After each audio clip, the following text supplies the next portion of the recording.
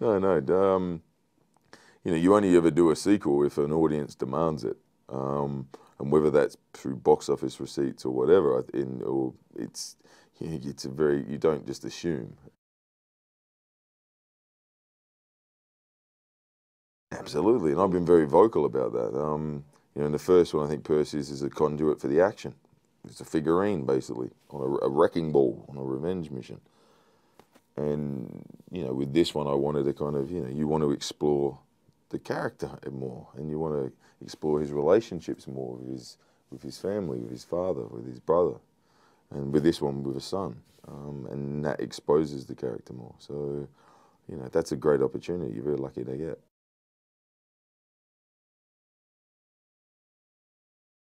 It's a dysfunctional family who just happen to be the god of gods and the god of war and the god of the underworld, and a demigod. And I think that's what's great about this movie is that for us, for Liam, myself, Jonathan, a primary focus of the reason why we wanted to come back, to explore those dynamics.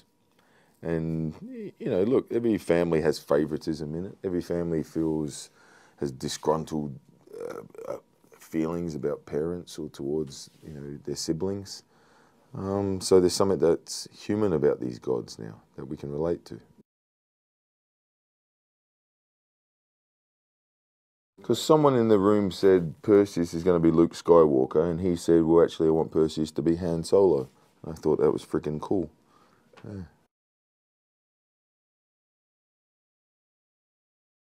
Toby's a great actor. He understands his role. He's not out there just for himself. He's out there to support the film. It's very rare, and that's what I love about Toby. You know, I can work closely with him. It's never about ego.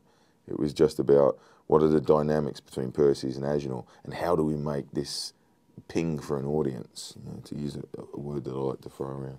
How do we make it fun for an audience? So a lot of the lines that me and Agenor have, we just made up ourselves. You know, and Jonathan allowed us the freedom to do that. Bill Nye brings his own weird and wacky take on it. That wasn't on the page. That's just Bill coming in and going, this is what I want to deliver. And as I said, with Toby, it was me, Toby, and Jonathan would rework that script. Because you're living these characters for 5 months, you're in the world for 5 months, and you know it's very rare that you get that opportunity, and the best directors have the confidence to let you. It was my idea. My idea was to beat Perseus up. I'd seen a lot of movies where the hero had a rippling six-pack, and it was all about how fluid the choreography was. You know, and I grew up watching movies like Lethal Weapon and Die Hard, Mad Max, old westerns I love, and it was a case of going with their heroes where, you know, Bruce and Mel do it great, Harrison does it great in Indiana. Characters where it's a struggle. It's hard work. It's, you know, if you look at Die Hard, he gets his feet cut up and he can't walk, and you feel that pain. And I hadn't seen that for a while in movies. And I'd seen all the superheroes. I hadn't seen a fallible hero. We needed a girl with spunk, is what we needed. We needed a girl that you would believe could be a leader. Maybe not necessarily a warrior, because I don't believe she's an absolute warrior. I believe she's learning. She's learning a responsibility as a leader in this movie. And Rosamund had all the correct attributes.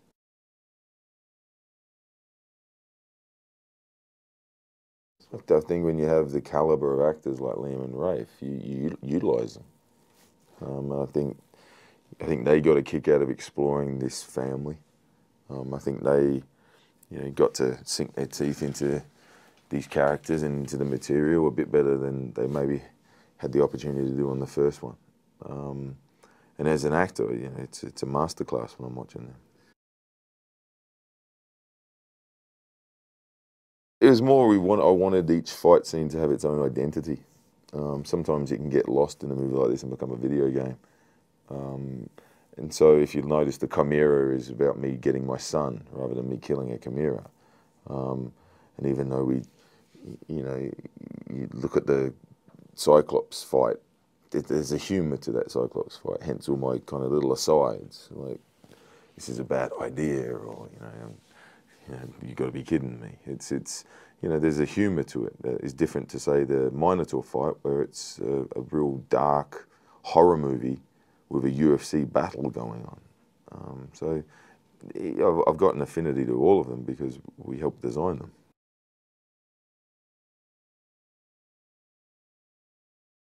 You detail it. You detail whatever's not there. So, look, it's not just the case of here's a tennis ball the size of a Cyclops. I'm not going to have that. I would rather the special effects team come on board, Jonathan comes aboard, and we call time out and we detail what this Cyclops actually is going to do. Because there's other facets other than just the size of it.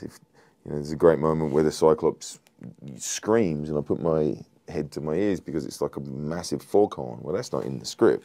That's just because I said, wouldn't this thing be yelling? And if it's that big, wouldn't it be loud? So now it helps me design my reactions. It's like the winged horse hitting me. That wasn't in the script, something I threw in because I thought it would be something to define the horse. And I think that's it. All it is detail. Detail what's not there what's in your imagination, and it enhances each scene. I love it. I love this movie. It's hard to say, Sometimes you do movies and you go, yeah, it's great, or the editor did this, the studio did this, but this is the movie that I wanted to see. This is, I saw it and I saw it with my best mates and we all hooted and hollered and had a great time. That's it. I'm proud of it.